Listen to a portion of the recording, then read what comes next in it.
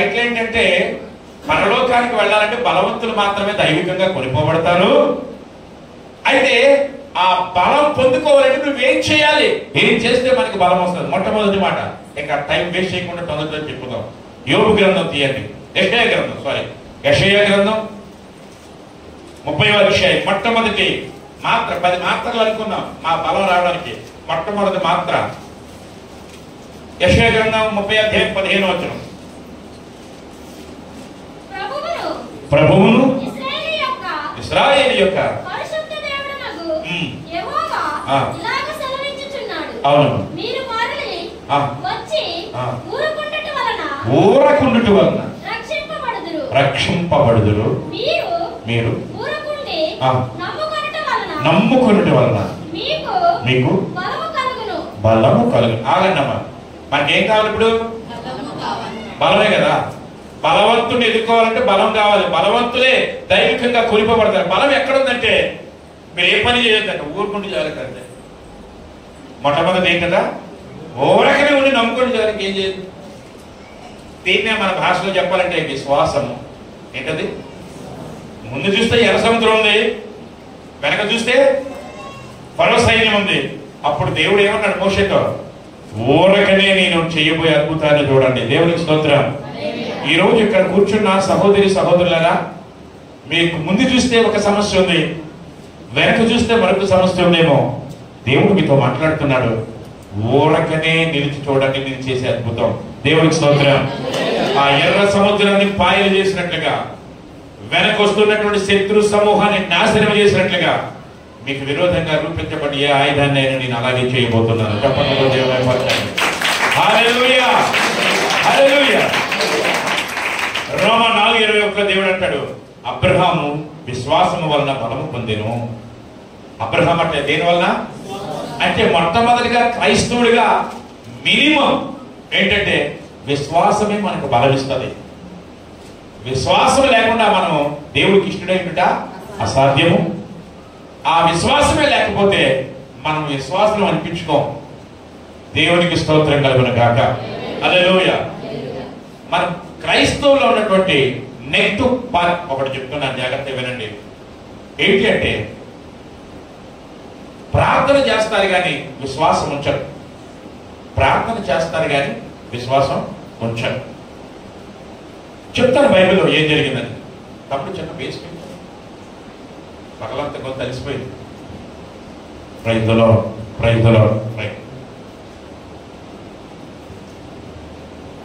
పేతుర్ని జైల్లో పెట్టేశారు. రేపు ఉదయాన్నే శిరఛేదనం చేస్తారు పేతుర్ని. పేతురు జైల్లో పెట్టాడు. ప్రశాంతంగా నిద్రపోతున్నాడు పేతురు. రేపు ఉదయాన్నే శిరఛేదనం చేస్తారని సంగతి తెలిసినాడు. అతను అంత ప్రశాంతంగా ఉండడానికి కారణం ఆయన గురించి ఎవరు ప్రార్థన చేస్తున్నారు? ఎవరు చేస్తున్నారు? సంఘం. ఏమని? ప్రభువా మా సేవకుడిని కాపాడండి, మా సేవకుడిని రక్షించండి, మా సేవకుడిని తప్పించండి. ప్రార్థన చేస్తున్నారు లేదా? సంఘం ప్రార్థన చేస్తారు. సంఘం ప్రార్థన ఎదుట పాపాల ద్వారాలు కూడా నిలవు. అది సత్యమే. దేవుని స్తోత్రం. అలాగే ప్రార్థన, ప్రభువా మా సేవకుడు బయటికి రావాలి, మా సేవకుడి విడుదల కావాలి, మా సేవకుడిని విడిపించండి, ఆ సంఖ్యలు పగిలిపోవాలి అని ప్రార్థన చేశారు. బాగానే ఉన్నంత వరకు తలిపేసుకొని ప్రార్థన చేస్తున్నారు మేడ మీద. మార్కు వాళ్ళ ఇంట్లో ప్రార్థన జరుగుతుంది. ఎవరింట్లో? మార్కు వాళ్ళ ఇంట్లో ప్రార్థన జరుగుతుంది. అలాగే అందరూ కళ్ళు మూసుకొని కన్నీరు కారుతున్న, అయ్యో మా సేవకుడిని బంధించేశారు కదా. ఎందుకంటే ముందు రోజే యాకోబుని శిరఛేదనం చేసేశారు. ఎంతని బంధించారు. పేతురుని యాకోబుని ఎంతని బంధిస్తే యాకోబుని చంపేశారు. ఇప్పుడు రేపు ఎవరిని చంపుతారు? పేతురుని చంపుతారు. యాకోబు చనిపోయాడు కాబట్టి పేతురు చనిపోతాడు. కన్నీరు కారుస్తున్నాడు. దేవుడు మన ప్రార్థనలు ఆలోచించేవాడు కనుక వెంటనే దేవదూతను పంపించి ఎవరిని విడుదల చేశారు?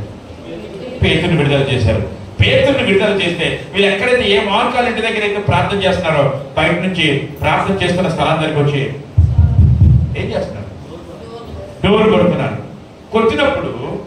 కొట్టినప్పుడు మనం అంటే సీరియస్ గా ప్రార్థనలో ఉంటాం కానీ చిన్నపిల్లలు మాత్రం అటు ఇటు తిరుగుతుంటారు కదా.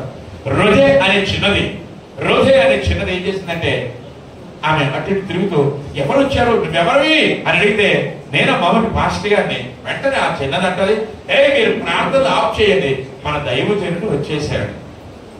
అవునా? ఏం చేయాలి వీళ్ళు? విశ్వాసంతో ప్రార్థన చేస్తున్నారు. సేవకులు వచ్చేసారు అనగానే వాళ్ళు ఏమంటున్నారు చూడండి. అపోస్తుల కార్యములు 12:13 చూడగలరు సార్. 12:15 తీయండి. 12:15 అపోస్తుల కార్యములు 12:15. అందుకు వారు నీవు పిచ్చిదాను అనిరి. ఎవరిని పిచ్చోళ్ళు ఎవరు చెప్పండి ఇప్పుడు? పిచ్చిదానా? పిచ్చిదానా? ఆయన ఎందుకు వస్తారు? ఆయన ఎక్కడున్నారు? జైల్లో ఉన్నారు. ఆయన ఎలా వస్తారు? వీళ్ళు ఎందుకు చేస్తున్నారు ప్రార్థన? మా సేవకుడు విడుదల కావాలని ప్రార్థన అయితే చేస్తున్నారు, కానీ విడుదల ఆ విశ్వాసం లేదు. ఈరోజు నువ్వైనా నేనైనా ప్రార్థన చేస్తున్నా అంటే నమ్మాలి. విశ్వాసంతో ఉంటే ఆ ప్రార్థన ఫలిస్తుంది. హల్లెలూయా. అమెరికాలో చిన్న సన్నివేశం జరిగింది, బాగా వినండి. జనరల్ గా నేను చెప్పి వెళ్ళిపోతాను. అమెరికాలో మందిరానికి ఎదురుగా ఒక సారాయి దుకాణం పెట్టారు. ఆ సారాయి దుకాణం వల్ల మందిరానికి వస్తున్న ఎవరొస్తున్నారని వాళ్ళు అప్పుడప్పుడు కామెంట్ చేస్తూ ఉన్నారు. సంఘ పెద్దలు 7 కలిసి, అయ్యా ఇదిగో మా సంఘానికి మందిరానికి విరోధంగా ఎదురుగా ఒక సారాయి దుకాణం వేశారు ప్రభువా, అది లేకుండా చేయండి ప్రభువా, అది లేకుండా చేయండి ప్రభువా అని సంఘ పెద్దలు 7 కలిసి ప్రార్థన చేస్తున్నారు. దేవుడు ప్రార్థన ఆలకించేవాడు కదా. పెద్ద తుఫాన్ వచ్చింది. తుఫాన్లో చెక్కలతో కట్టినట్టు సారాయి దుకాణం ఎగిరిపోయింది. ఇది జరిగిన సన్నివేశమే. అయితే ఆ సందర్భంలో ఆ సారా దుకాణం ఓనర్ గారు పిటిషన్ వేశాడు. ఎవరి మీద వేస్తారు పిటిషన్? కంప్లైంట్ చెప్పండి. చర్చి పైన వేయలేదు. ఎవరి మీద? 7 సంఘ పెద్దల మీద వేస్తే సరే కోర్టు సీన్ జరుగుతుంది. సంఘ పెద్దలు ఎక్కడ ఉన్నారు ఏమండి? ఆ సారాయి దుకాణం ఓనర్ ఎట్టున్నారు? జడ్జి గారు ఇక్కడ కూర్చున్నారు. అడుగుతున్నారు జడ్జి గారు, ఏమయ్యా మీ కంప్లైంట్ ఏంటి చెప్పండి. నా కంప్లైంట్ కాదు సార్, ఆయనే మా మీద కంప్లైంట్ చేశాడు. సరే ఏమయ్యా పలానా వ్యక్తి సారాయి దుకాణం ఓనర్, ఏంటి నీ కంప్లైంట్? ఏ లేదయ్యా, వాళ్ళు ప్రార్థన చేశారు నా దుకాణం ఎగిరిపోయింది. అంటే వెంటనే జడ్జి గారు చూసి, ఏమయ్యా మా ప్రార్థనకు దుకాణం ఎక్కడ ఎగిరిపోతుంది చెప్పండి. వినండి, మా ప్రార్థనకు దుకాణం ఏ కాదండి ఎవరికి మేము అలా ప్రార్థన చేయలేదండి అంటారు. ఎవరు? సంఘ పెద్దలు. లేదండి, ముమ్మాటికి వాళ్ళు ప్రార్థన చేస్తేనే నా దుకాణం ఎగిరిపోయింది. ఇప్పుడు చెప్పండి, ఆ భూమిలో ఉన్నవాడు ఎవరు? సారాయి దుకాణం వాడు సైతాన్ గారు. సైతాన్ ఇంకెవడు కాదు, ఇక్కడ ఉన్నారు సంఘ పెద్దలు. ఇప్పుడు నీ ప్రార్థన మీద ఎవరికి ఎక్కువ విశ్వాసం ఉందో చెప్పండి. అందుకే ఉంటుంది. అందుకే నేను ప్రార్థన చేయకుండా మీరు ఏ పనులే చేయండి, కానీ ప్రార్థన దగ్గరికి వచ్చాడు అబ్బో ఊగులమ్మ జోగులమ్మ వెంటనే వచ్చేస్తాయి. 2 అక్క చెల్లెలు 2 ఉంటారు. ఊగులమ్మ జోగులమ్మ అంటే తెలుసు కదా, తెలీదా? ప్రార్థనలో కూర్చుంటే చాలు నిద్ర వచ్చారు. దాన్ని ఊగులమ్మ జోగులమ్మ అంటారు. మీరు ఏంటి పనులైనా చేయండి, పాటలు పాడుకుంటే బాగానే ఉంటుంది, కానీ ప్రార్థన మాత్రం వాడు చేయనివాడు. ఎందుకంటే వాడికి ప్రార్థన అనుభవం లేదు కనుక. నువ్వు మోకరికి ప్రార్థన చేస్తే వాడు హడలు. అందుకే నేను ప్రార్థన చేయనివాడు. ఈరోజు నువ్వు ప్రార్థన చేస్తున్నావు కానీ నమ్మలేదేమో. ఒకసారి నిన్ను అడుగుతున్నాడు దేవుడు. స్తోత్రం కలుగునుగాక. హల్లెలూయా. ప్రార్థన ఒకటే సరిపోదు, ప్రార్థనతో పాటు విశ్వాసం కలిపి ఉండాలి. నీ విశ్వాసం మాట్లాడాలి. ఎలా మాట్లాడాలో చెప్తాడు. దావీదుకి పెద్ద టాస్క్ ఉంది. దావీదుకి గొప్ప పోరాటం ఉంది. దావీదు ఎదురుగా పెద్దగా 6 మూరల 3 మూరల 6 మూరల 3 మూరల జెండా గొలియాతండి. 6 మూరల జనుడు. మనమైతే 3 మూరలే ఉంటాం. మన మూరతో 6 మూరల జనుడు కలిగిన సుమారుగా 9 నుండి 11 అడుగుల మధ్యలో ఉన్నటువంటి వ్యక్తి ఎదురుగా ఉంటే ఆయనతో మాట్లాడుతున్నాడు. ఏమో తెలుసా? ఆయన లోపట, ఎవరి లోపట? దావీదు లోపల కొంత విశ్వాసం ఉంది. ఆ విశ్వాసం లోపల నుంచి మాట్లాడుతున్నాడు. ఏమో తెలుసా? ఎవరు మాట్లాడుతున్నారు? దావీదు. ఎవరితో మాట్లాడు? వీళ్ళతో మాట్లాడుతున్నాడు. నిన్ను నేను తెగనలుగుతానన్నాడు. అంతే ఒకటే. నరకడానికి ఈ దగ్గర ఏముందండి? కత్తి ఏమైనా ఉందా? ఒడిసే రాళ్ళు తప్ప ఏమీ లేదు. అయినప్పటికీ ఏమంటాడంటే, ఇదిగో నిన్ను చంపి, ఒకసారి చూడండి సమూయేలు గ్రంథం చూడండి ఒకసారి. మాట్లాడుతుంది మొదటి సమూయేలు గ్రంథం 17:46. మొదటి సమూయేలు గ్రంథం 17:46 ఏమన్నాడు చూద్దాం. గొలియాతుతో దావీదు.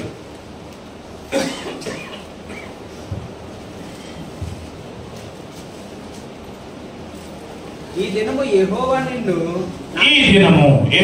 నిన్ను నా చేతికి అప్పగించును. అవును, నేను నిన్ను చంపి నీ తల తెగవేతును. ఏమంటే తల నరికేస్తున్నాడు దావీదు తల నరకడానికి దావీదు చేతిలో ఏమైనా ఉందా? ఖడ్గం ఏమైనా ఉందా? కానీ ఆయన నోటితో ఏం పలికోడి విశ్వాసంతో ఎవరికి అదే చేశాడు. ఆ ఖడ్గం ఎవరిది? గొలియాతు ఖడ్గంతో గొలియాతునే శిరఛేదనం చేసేసాడు. చెప్పట్లు కూడా దేవుని మైపరచాడు. హల్లెలూయా. కొట్టిన చేతులని పండగ, కొట్టని చేతులని దండగ. ఇప్పుడు కొట్టండి, దేవుని స్తోత్రం చెప్పండి. హల్లెలూయా. శద్రకు, మెషకు, అబేద్నెగోలు అగ్నిగుండాలో ఉన్నారండి. అప్పుడు ఒకటి అంటారు, నెబుకద్నెజరు, మేము సేవించుచున్న దేవుడు ఈ వేడుక గల అగ్నిగుండంలో నుండి మమ్మల్ని రక్షించడానికి సమర్థుడు. విశ్వాసంతో మాట్లాడుతున్నారు. ఒకవేళ రక్షణతో పోయిన మేమేం బాధపడం. దేవుని స్తోత్రం కలుగునగా. ఈరోజు విశ్వాసులుగా ఉన్నాం కానీ ప్రార్థన అయితే చేస్తున్నాం కానీ విశ్వాసం లేకపోతే వ్యర్థం. మీరు ఎన్ని గంటలు ప్రార్థన చేయండి వ్యర్థం. నమ్మాలి, విశ్వాసంతో పలకాలి. హల్లెలూయా. అంతవరకు ఎందుకండి? ఏమంటే అబ్రహాముతో దేవుడు మాట్లాడే, నీకు ఏకైక కుమారుడైన ఇస్సాకును తీసుకొచ్చి, నువ్వు అధికంగా ప్రేమిస్తాను, నీ కుమారుని తీసుకొచ్చి ఆ మోరియా కొండ మీద నువ్వు బలి ఇచ్చేయి అనగానే, సరే ఇప్పుడు ఎవరెవరు అనుకున్నారు చెప్పాలి? అబ్రహాము, ఇస్సాకు, కట్టెలు ఎవరు పడుతున్నారు అంటే పనివారి దగ్గర గాడిద ఉంది, గాడిద మీద కట్టెలు వేసుకో. అంతవరకు కొండ కింద వరకు వీళ్ళందరూ వచ్చారండి. కొండ దగ్గరికి వెళ్తారే, అక్కడ ఒక మాట అంటున్నాడు. ఏమన్నాడు? ఇప్పుడు జాగ్రత్త వినండి. అబ్రహాము, ఇస్సాకు, పనివారు, గాడిద, కట్టెలు ఇవన్నీ పట్టుకొచ్చారు. కొండ వరకు రానిచ్చి, అరే బాబు మీరు ఇక్కడ ఉండండి అని అబ్రహాం ఒక మాట అన్నాడు. మరి ఏమని చెప్తున్నారు? మేమిద్దరు అలాగేనా అన్నారు. దేవునికి స్తోత్రం. వాక్యం ఏమని చూద్దాం. ఎందుకు వెళ్తున్నారు వీళ్ళు? ఎవరు ఇంకొకరు ఇవ్వడానిక? అబ్రహాము, ఇస్సాకు కలిసి వెళ్తున్నారు. అందులో ఒకరు వస్తారా, ఇద్దరు వస్తారా? తిరిగి ఒకరే. 22వ అధ్యాయం 5వ వచనం చూడండి. 22వ అధ్యాయం 5వ వచనం చూడండి. ఆదికాండం. తన పనివారితో, మీరు ఎక్కడే ఉండండి బాబు గారితో, నేను ఈ చిన్నవాడును అక్కడికి వెళ్ళి మరలా మీ యొద్దకు వచ్చేదను. ఇది సింగులర్ ప్లూరల్? ఇది సింగులర్, బహువచనమే. అరే బాబు మీరు ఎంత దేనికయ్యా అంటే ఇస్సాకును బలివ్వడానికి. అంటే బలిస్తే ఇంకెంతమంది ఉంటారు? అబ్రహాం ఒక్కడే తిరిగి రావాలి. కానీ దేవుడు అబ్రహాం అంటున్నాడు, విశ్వాసంతో పలుకుతున్నాడు, మేము మరలా తిరిగి వస్తాం. ఆయన ఉద్దేశం ఏంటంటే, నా కొడుకుని చంపేసి బూడిద చేసిన, కాల్ చేసిన బూడిదలో నుంచి భూతంను సృష్టించగలిగిన దేవుడు. చెప్పండి కూడా దేవుడు. మన విశ్వాసం ఆ స్థాయిలో లోపల నుంచి మాట్లాడాలంటే, మాట్లాడుకుంటూ తండ్రి కొడుకు మాట్లాడుకుంటుండగా, డాడీ అన్నీ ఉన్నాయి కానీ అసలైతే లేదు కదా. ఏంటి గొర్రెపిల్ల ఎక్కడంటే ఏమన్నాడు? కొద్దిగా హెబ్రీ భాషలో చెప్పొచ్చు కదా. హెబ్రీ భాషలో ఏమన్నాడు? యెహోవా ఈరే. ఏమన్నారు? యెహోవా ఈరే, దేవుడే చూసుకుంటాడు అన్నాడు. ఎవరు? అబ్రహాం. సరే బలి ఇవ్వడానికి ఇలా నరికిపోతున్న సమయంలో దేవుడు అన్నాడు, ఆగవే చాలు కానీ నాకు అర్థమైంది, ఎంత బట్టి నువ్వు నన్ను ప్రేమిస్తున్నావని. పక్కన చూడని మన యొక్క అబ్రహాం కన్నులు చూపించినప్పుడు పొట్టేలు చెక్కబడి ఉంది. అన్ని సంగతి మీకు తెలుసు. ఆ పొట్టేలు తీసుకొచ్చి నరికి ఇస్సాకు బదులుగా అప్పగించారు కదా. ఇప్పుడు ఏమన్నాడు చెప్పండి? ఇందాక యెహోవా ఈరే అన్నాడు, ఇప్పుడు ఏమన్నాడు అబ్రహాం? యెహోవా షాలోమ్. ఏమన్నారు? చెప్పాలి. ఇందాక ఏమన్నాడు? యెహోవా ఈరే. ఇప్పుడు ఏమన్నారు? యెహోవా అని మాట తీసి రెండు కలపండి. ఈరే షాలోమ్. మరలా చెప్పండి. ఈరే షాలోమ్. ఈ రెండు కలిస్తేనే యెరూషలేం అయింది. చెప్పండి కూడా దేవుని. ఈ రెండు కలిస్తేనే యెరూషలేం. ఈరే షాలేం అనే రెండు పదాల కలిగే యెరూషలేం అయింది. ఈరోజు యెరూషలేం పేరు అదే. కాబట్టి అబ్రహాము లాంటి విశ్వాసం మనకు రావాలి. ప్రార్థన ఒకటి ఉంటే సరిపోతే, విశ్వాసం కావాలి. దేవునికి మహిమ కలుగును గాక. హల్లెలూయా. కేరళలో ఒక ఆమెకి పిల్లలు చాలా కాలం ప్రార్థన చేస్తారు, ప్రభువా అన్నాలాగే ప్రార్థన చేసి, ప్రభు నాకు ఒక గుడ్డిరాలాగా మొత్తండిపోయింది, నాకు కొడుకు నువ్వు నీ సేవకు ఇచ్చేస్తాను, నాకు ఒక కుమారుడు నువ్వు నీ సేవకు ఇచ్చేస్తాను, నాకు ఒక కుమారుడు నువ్వు నీ సేవకు ఇచ్చేస్తానంటే దేవుడు ప్రార్థన ఆలకించేవాడు కనుక ఆమె ప్రార్థన విని వివాహమైన తర్వాత 14 సంవత్సరాల తర్వాత గర్భం దాల్చింది. వివాహమైన తర్వాత 14 సంవత్సరాల తర్వాత గర్భం దాల్చిన తర్వాత ఒక 12 కుమారుడిని కన్న తర్వాత అబ్బాయికి వర్గీస్ అని పేరు పెట్టారు. చెప్పాలి పేరు, వర్గీస్ అనే పేరు పెట్టారు. వర్గీస్ చాలా పెరుగుతున్నాడు 10 సంవత్సరాలు వచ్చింది, 11వ సంవత్సరం వచ్చింది, సడన్ గా చనిపోయాడు. ఎవరు? దేవుడిచ్చిన కుమారుడే చనిపోయాడు. పాస్టర్ గారు అందుబాటులో లేరు, మీటింగ్కి వెళ్ళిపోయారు. కేరళలో జరిగింది. వెంటనే ఈ మొహగారు పాస్టర్ గారు వచ్చే వరకు మా అబ్బాయిని ముట్టుకోవడానికి ఎవరికి వీల్లేదన్న. పాస్టర్ గారు రానే వచ్చారు. వచ్చిన తర్వాత పాస్టర్ గారు పట్టుంది వర్గీస్ వాళ్ళమ్మ, కాబట్టి పాస్టర్ గారు అండి లాజర్ని 4 రోజులు సమాధిలో ఉన్నాను, లాజర్ తిరిగి లేపాడు కదా, నా కుమారుని తిరిగి లేపుతాడేమో, ఐస్ బాక్స్ లో పెట్టి ఉంచుదామా? 23 గంటలైంది అప్పటికే, అంటే ఒక రోజు గడిచిపోయి చనిపోయాడు. ఐస్ బాక్స్ లో పెట్టారు. ఏమంటే మరొక 3 రోజులు ఉంచుదామా? ఒక రోజు ఉంచారు ఆల్రెడీ, ఇంకో 3 రోజులు ఉంచుదాం చూద్దామంటే వెంటనే పాస్టర్ గారు అన్నారు, దేవుడిని మనం శోధించకూడదమ్మా, ఆ కాలం వేరు ఈ కాలం వేరు, ఆ విశ్వాసం వేరు ఈ విశ్వాసం వేరు, ఇంకా దేవుడు సమయం అయిపోయింది ఇంక వదిలేయమ్మా అంటే ఇంకా మౌనం అయిపోయింది, ఏడుస్తాం. సమాధి కార్యక్రమం ఒక రోజు గడిచిపోయింది. మరుసటి రోజు సమాధి కోసం తీసుకెళ్తున్నారు, ఐస్ బాక్స్ మామూలు పెట్టెలో పెట్టి తీసుకుని వెళ్తున్నారు. ఇంకా చివరికి సమాధి పెట్టెలో కిందకి దించేశారు.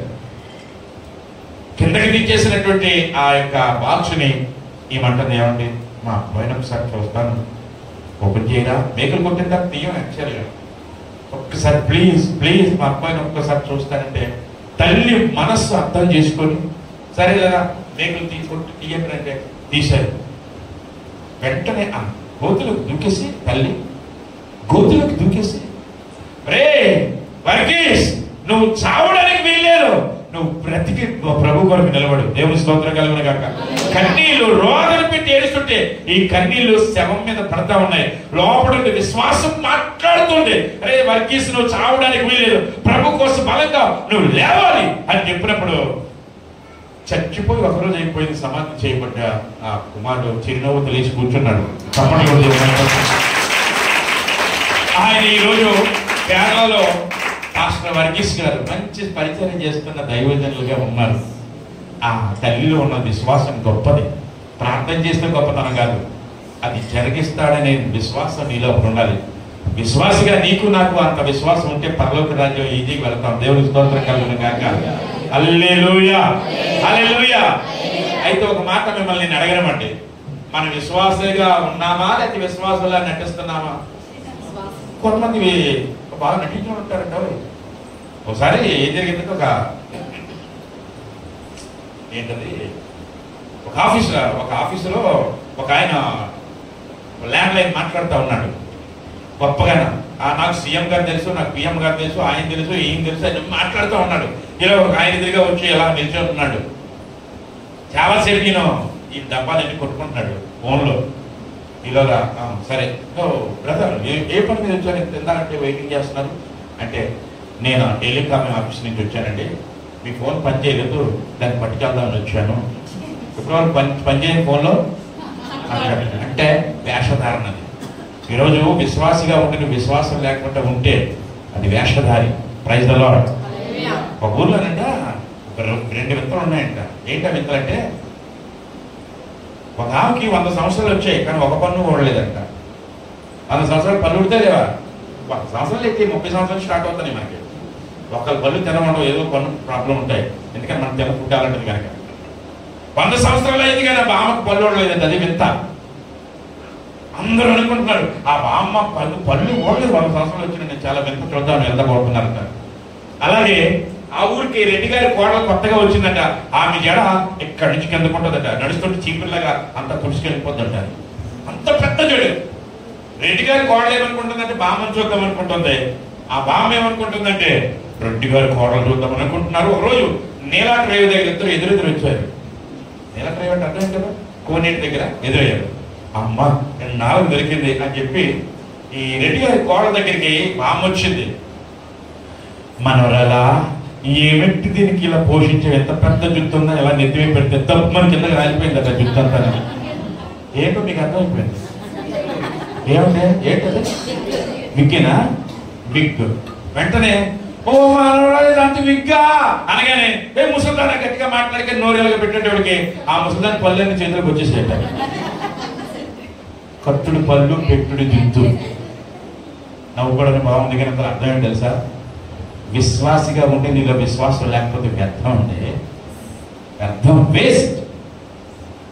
చిన్న విశ్వాసం చాలండి, పరిపూర్ణమైన విశ్వాసం. గొప్ప అద్భుతాలు చూస్తా. స్తోత్రం కలుగును గాక. ఎందుకంటే మన దేవుడికి ఒక పేరుంది, విశ్వాసమునకు కర్త, దాన్ని కొనసాగించువాడని. యేసు వైపు నువ్వు చూస్తే నీ సమస్యలన్నీ క్లియర్ అవుతాయి. దేవునికి స్తోత్రం కలుగును గాక. పరలోక రాజ్యానికి, వాగ్దాన దేశంలోకి ఇశ్రాయేలీయులు చాలా, ఒక కాలేబు యెహోషువ తప్ప తగ్గిన వాళ్ళు, అక్కడ పుట్టిన వాళ్ళు ఒక్కడ కూడా ప్రవేశించలేదు. కారణం అంటే ఒక్క మాటలో ఒక్క ఆన్సర్ చెప్పండి మీరు ఎవరన్నా ఉందా? అది వాక్యం ఉందా? నేను చెప్తున్నానని చెప్తున్నారా? బాగా వినండి, బాగా వినండి. ఈ దేశం నుంచి మోషేతో బయలుదేరిన వాళ్ళు కానాను దేశంలోకి ఇద్దరు మాత్రం వెళ్ళారు. వాళ్ళ పిల్లలందరూ వెళ్ళారు కానీ తక్కులందరూ మధ్యలో ఆకుల్లా రాలిపోయారు. మోషే వెళ్ళలేదు, అహరోను వెళ్ళలేదు, కాలేబు ఎవరు మిరియాము వెళ్ళలేదు. కానీ ఇద్దరు మాత్రం వెళ్ళారు, యెహోషువ, కాలేబు మాత్రం వెళ్ళారు. ఎందుకు వెళ్ళలేదని బైబిల్ వాక్యం చూస్తే హెబ్రీ 3:19 అనుసరం చూడండి. హెబ్రీయులకు రాసిన పత్రిక 3వ అధ్యాయము 19వ వచనం చూడండి. రెండు తొందరగా. వారి అవిశ్వాసం చేతనే వాగ్దాన దేశంలోకి ప్రవేశించలేకపోయారు. ప్రైజ్ ది లార్డ్, హల్లెలూయా. కాబట్టి మనం ప్రార్థనలు ఎన్ని చేసినా విశ్వాసం లేకపోతే వ్యర్థమండి. ఎందుకో ఇది ఎలా ఈ రాత్రి ఈ మాటలు ఎందుకు ప్రణామం చేస్తున్నాడు దేవుడు. మీరు ప్రార్థనలు చేస్తున్నారు కానీ తగిన విశ్వాసం లేకపోతే వ్యర్థం, వ్యర్థం, వ్యర్థం. గోదావరి నదిలో ఇద్దరు తాగుబోతులు, చర్చికొచ్చిన తాగుబోతులే. చర్చికొచ్చిన తాగుబోతులు ఉంటారండి కొంతమంది. అంటే వాళ్ళు పండుగలకు వచ్చేస్తుంటారు. ఎప్పుడు? క్రిస్మస్కి, న్యూ ఇయర్కి వస్తుంటారు. వాళ్ళిద్దరూ అంతో ఎంతో ప్రభుని ఎరుగున్నారు కాబట్టి గోదావరి ఉత్తర నుండి అవతలకి వెళ్దామని రాత్రిపూట బయలుదేరారు. బయలుదేరి ఎంతో పాటలు పాడుకుంటున్నారు. అదిగో నావా బయలుదేరుచున్నది, అందులో యేసు ఉన్నాడు, నడిపించు నావా. పాటలన్నీ తెలుసు కదా, ఈ పాటలన్నీ పాడుకుని వెళ్తున్నారు. ఎప్పుడు నిద్ర వచ్చేసింది, నిద్ర వచ్చి పాపం తెడ్లంటే చుక్కాని వేసి వేసి వేసి నిద్ర వచ్చేసింది, నిద్రపోయారు. అలా మెలకు వచ్చేటప్పుడు ఉదయం 9 గంటల నుంచి ఎర్రగా సూర్యుడు కొడుతున్నాడు. రే లెగరా ఎవరు కొట్టుకు వచ్చాం అనుకుంటే వాళ్ళు రాలేదు, అక్కడే ఉన్నారు. ఎక్కడ బయలుదేరారో అక్కడే ఉన్నారు. కారణం చెప్పండి. రాత్రి అంతా చుక్కానికి నడిపాగా తెట్లేశారు. ఎక్కడున్నారు అక్కడే ఉన్నారు. కారణం చెప్పండి. బాగా చెప్పారు. ఏం జరిగిందంటే ప్రతి బోటుకి పొడుగులు తాడు కడతారు, తాడు అది కొట్టుకుపోకుండా. వీళ్ళు ఏం చేశారంటే తాగుబోతులు కదా, వీళ్ళు ఏం చేశారంటే వాళ్ళు చొక్కాని వేసుకోవడానికి వస్తున్నారు తప్ప ఆ తాడుని తెంపలేదండి, తాడుని విరగొట్టలేదు.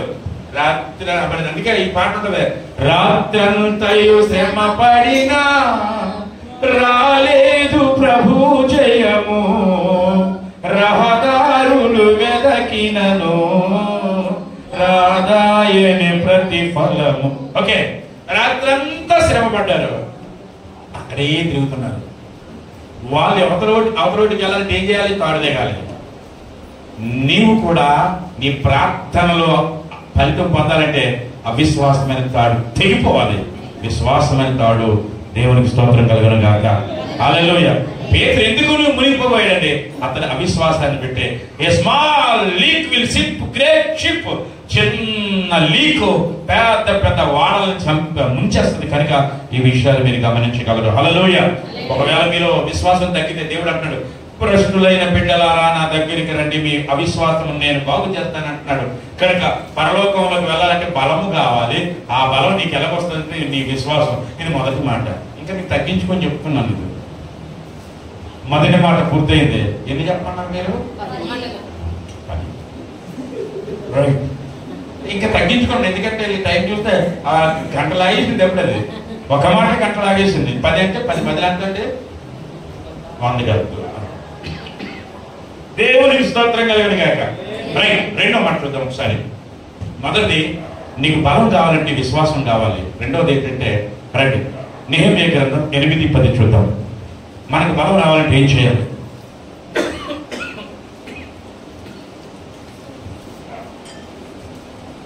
రండి తొందరగా. బలం కావాలంటే నెహెమ్యా గ్రంథం 8వ అధ్యాయము 10వ వచనం 407వ పేజీ.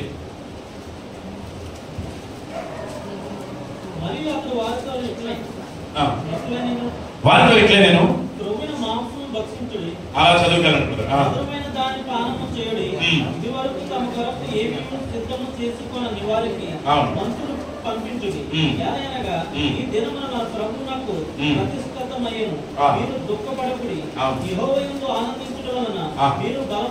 దేవునికి స్తోత్రం. ఇందాక దేవుడి యందు విశ్వాసం ఉంటే బలం. ఇప్పుడు రెండోది, దేవుడి యందు ఆనందిస్తే మీరు బలం పొందుతారు. అంటే ఇంకేం చేయొద్దు. చెప్పండి అందరూ, మీ పక్కన చెప్పండి, యెహోవా యందు ఆనందించడం వల్ల మీరు బలం పొందుతారని చెప్పండి. పక్కతో మాట్లాడేవా ఏంటంటే, యెహోవా యందు ఆనందించడం వల్ల మీరు బలం పొందుకుంటారు. మొదటి మాట కూడా చెప్పేసుకోండి, యెహోవా యందు విశ్వాసం ఉంచడం వల్ల మీరు బలం పొందుకుంటారు. రెండో మాట ఏంటి? దేవుడి యందు ఆనందించడం అంటే ఎలా ఎలా ఎలా చేస్తే దేవుడి యందు మనం ఆనందించగలం?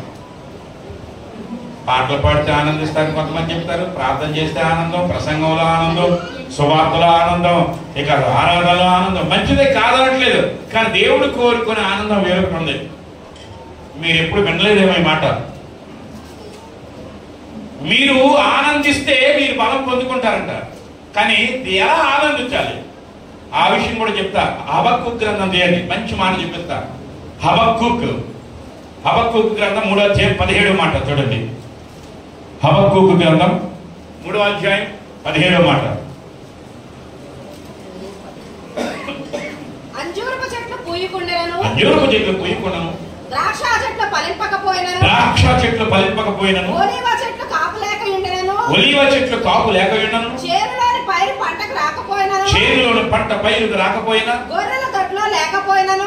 గొర్రెలు దొడ్డిలో లేకపోయినను, శాలలో పశువులు లేకపోయినను నేను యెహోవా యందు ఆనందించెదను. దేవునికి స్తోత్రం. దేవుడి యందు ఆనందించినట్టు ఏంటో చెప్పండి. ఇప్పుడు ఏమున్నా లేకున్నా నీ కృప నాకు చాలు, ఎవరున్నా లేకున్నా నీ ఉంటే నాకు మేలు. ఏమున్నా లేకున్నా నీ కృప నాకు చాలు, ఎవరున్నా లేకున్నా. నా యేసునాథుడా, నా ప్రాణ ప్రియుడా, నా యేసునాథుడా, నా ప్రాణ ప్రియుడా, నీకే నా స్తుతి స్తోత్రము. నా యేసయ్యా, నీకే నా ఆరాధన. హల్లెలూయా. అంటే ఆ పని ఇందా చేయాలి. రైట్, వినండి. దేవుళ్ళో ప్రార్థన చేస్తే ఆనందం, కాదనట్లేదు. పాటలు పాడితే ఆనందం, కాదనట్లేదు. వాక్యం చెప్తే ఆనందం, కాదనట్లేదు. సువార్త చెప్తే ఆనందం, కాదనట్లేదు. ఆరాధన చేస్తే ఆనందం, కాదనట్లేదు. కానీ దేవుడు ఎందులో ఆనందించమన్నాడు తెలుసా? ఏమున్నా లేకపోయినా నువ్వు ఆనందించు, అది నీకు బలం. దేవునికి స్తోత్రం కలుగును గాక. నీకు కీడు జరిగినప్పుడు కూడా నువ్వు ఆనందించాలట. నువ్వు కీడు జరిగి, ప్రభా నీకు స్తోత్రం, ఇది నాకు మేలు కొరకు ఏం జరిగిందని సంతోషించాలి. అది నిజమైన ఆనందం అంట. నిజమైన ఆనందం. పిల్లలకి, ఎవరికి? యోబు గట 10 మంది పిల్లలు చనిపోయారు, ఆస్తి పోయింది, ఆలిపోయింది, అందరూ దూరం అయిపోయారు, ఆరోగ్యం పాడైపోయింది. ఎందుకయ్యా ఈ బతుకు? నీ బతుకు దేవుడు దూషించి చావరాదని భార్య అన్నప్పుడు ఏమంటాడని యోబు 1:21లో, యెహోవా ఇచ్చెను, యెహోవా తీసుకొనెను, ఆయన నామముకే స్తుతి కలుగును గాక. చెప్పట్లు కూడా దేవుని మహిమపరుద్దాం. హల్లెలూయా. మేలు జరిగినప్పుడు దేవుని స్తుతిస్తాం, కీడు జరిగినప్పుడు కూడా దేవా నీకు మహిమని చెప్పండి చాలు. కీడు జరిగినప్పుడు కూడా దీని వెనకాల ఏదో మేలు ఉందని అనుకోవాలి. హల్లెలూయా, హల్లెలూయా. పౌలు అంటాడు కదా, నేను ఏ స్థితిలో ఉన్నాను ఆ స్థితిలో సంతృప్తి నుండి నేర్చుకొని ఉన్నాను అంటాడు. మీకు కలిగి ఉన్న దాన్ని బట్టి దేవుడిని మహిమపరచాలంట. ఇంతకీ ఏంటట? ఏమున్నా లేకపోయినా నువ్వు సంతోషించడం, ఆనందించడం అంటే స్తుతించుట అని అర్థం. అంటే ఏ శ్రమలోనైనా దేవుడిని స్తుతించాలి. మొదటి ఏంటంటే విశ్వాసం ఉంచితే అది నీకు బలం ఇస్తుంది. రెండోది ఏంటది అంటే స్తుతించడం. స్తుతి ఏంటట? స్తుతిలో ఆనందం ఉంది. నువ్వు స్తుతిస్తే అంటే శ్రమలో సైతం దేవుని స్తుతిస్తే అది నీకు బలమునిస్తుంది. హల్లెలూయా. స్తుతియాగం అర్పించేవాడట ఆయన్ని నీ మహిమపరిచేవారు. ఎవరైతే దేవుని స్తుతిస్తారో శ్రమనట మేలుగా మారుస్తాడు, కీడును మేలుగా మారుస్తాడంట. హల్లెలూయా. ఉదాహరణకి షద్రక్ మెషక్ అబేద్నెగోలను అగ్నిగుండంలో వేశారు. వాళ్ళు లోపల ఏం చేశారు? లోపల అగ్నిగుండంలో స్తుతించారు. ఆ స్తుతి వాళ్ళకి ఏం చేసింది తెలుసా? ఆ స్థితి వాళ్ళ యొక్క స్తుతి వారి స్థితిని మార్చేసింది. చప్పట్లు కూడా ఏమైపోతుంది. వాళ్ళు బయటికి రాగానే వాళ్ళకు ప్రమోషన్లు వచ్చాయి. అందరికి కూడా మన స్థుతి మన స్థితిని మారుస్తుందండి. హల్లెలూయా. సౌలు రాజు గారు రాజు అవ్వక ముందు గాడిదలు పోయాయి. ఆ పోవడమే మంచిది. ఏమయ్యాడు? గాడిదల కోసం ఎదిగినప్పుడు ఆయన ఏమైపోయాడు? రాజు అయిపోయాడు. ఈరోజు నీకు నష్టం జరిగిందా? ప్రభువును కీర్తించో, స్తుతించో, దాని వెనకాల ఏదో మేలు దాగి ఉంటది. హల్లెలూయా. హల్లెలూయా. గొల్యాతు మీదకి దావీదు అనేవాడు రాకపోతే, దావీదు మీదకి గొల్యాతు అనేవాడు ఒకడు రాకపోతే దావీదు ఎప్పుడు రాజు అవుతాడండి? గొల్యాతు వచ్చాడు కాబట్టి రాజు అయ్యాడు. ఈరోజు ఇంత పెద్ద పోరాటము, ఒక సహోదరి పాట రాశారు ఏంటది? ఎంత పెద్ద పోరాటము అంత గొప్ప విజయము, ఎంత పెద్ద పోరాటము అంత గొప్ప విజయము. హల్లెలూయా. యోగుకి శ్రమలు వచ్చాయి కాబట్టి రెండింతలకు ఆశీర్వదించబడ్డాడు కదా. ఈరోజు శ్రమలో ఉన్నావా? అవమానంలో ఉన్నావా? రెట్టింపు కర్తానికి ఇవ్వబోతున్నాడు దేవుడు. స్తోత్రం చెప్పుదాం. హల్లెలూయా. దావీదుకి శ్రమలు వచ్చినప్పుడు ఒక పాట రాశాడు. ఏం తెలుసా? మేలుగాయనే మేలుగాయనే శ్రమలే నాకు మేలుగాయనే. కాబట్టి అక్కడ కూర్చోండి. మేలుగాయనే మేలుగాయనే శ్రమలు నాకు మేలుగాయనే, శ్రమలు నాకు మేలుగాయనే, శ్రమలో దేవుడు దగ్గరాయనే, శ్రమలో దేవుడు దగ్గరాయనే. ఆనందం నా బ్రతుకంతా ఆనందమే, సంతోషము నా బ్రతుకంతా సంతోషమే. అక్కడే ఉండండి. చెప్పండి, దావీదు ఏం పాట రాశాడు? ఇది సాయిలను రాసిన పాట కాదు, కీర్తనలో ఉంది. మేలుకాయనే మేలుగాయనే శ్రమలే నాకు మేలుకాయనే, శ్రమలో దేవుడు నాకు దగ్గరాయను. హల్లెలూయా. చెప్పండి, శ్రమలో దేవుడు మీకు దగ్గర అవుతాడని పక్కలో చెప్పండి. ఏదో నొడివడి. శ్రమలో దేవుడు నీకు దగ్గర అవుతాడు కాబట్టి శ్రమలే నీకు మేలని చెప్పండి. ఎంత గొప్ప ఆశీర్వాదం ఇది. హల్లెలూయా. గుర్తుంచుకోండమ్మా, నువ్వు ఎంతగా నలపబడుతున్నావో అంతగా పరిమళిస్తావు. గులాబీ రెక్కలు ఎంతగా నలపబడితే అంతగా పరిమళ సువాసన వస్తాయి. నువ్వు నలపబడుతున్నావు అంటే నువ్వు పరిమళిస్తావు. నువ్వు ఎంతగా దంచబడతావో అంతగా దీవెన. అంటే ఇప్పుడు సపోజ్ ఆ ఒలివ కాయలు ఉండేవి ఆ కాలంలో. ఒలివ కాయలు ఎంతగా దంచితే అంత చక్కని నూనె వచ్చేదట. ఈరోజు దంచబడుతున్నవేమో మనుషుల ద్వారా, శ్రమల ద్వారా. నువ్వు చక్కని తైలం ఇవ్వబోతున్నావు. స్తోత్రం కలుగునుగా. నువ్వు ఎంత విరగొట్టబడుతున్నావో, నువ్వు ఎంతగా విరగొట్టబడుతున్నావో దేవుడు అంటున్నాడు, నిన్ను విరగొట్టబడుతున్న నిన్ను దేవుడు నిన్ను విస్తరించబోతున్నాడు. చెప్పండి, విరగొట్టబడుతున్న నిన్ను దేవుడు విస్తరించబోతున్నాడు. హల్లెలూయా. చీకటి ఎంత చక్కగా ఉంటుందో బాగా వినండి. చీకటి ఎంత చక్కగా, చీకటి చిక్కబడినప్పుడే చుక్కలు చక్కగా కనబడతాయి. అవునా కదా? చీకటి బాగా చిక్కగా ఉంటేనే చుక్కలు చక్కగా కనబడతాయి. మనుషులందరూ నేను వదిలినప్పుడే దేవుడు నీకు కనబడతాడు. స్తోత్రం. అక్కడి నుంచి నీకు సహాయం వస్తుంది. ఎడారిలో ఎడారి అనుభవం ఎంత చేదుగా ఉంటుందో అక్కడ దొరికే నీళ్లు అంత మధురంగా ఉంటాయి. చప్పట్లు కూడా దేవుడు పడుతుంది. హల్లెలూయా.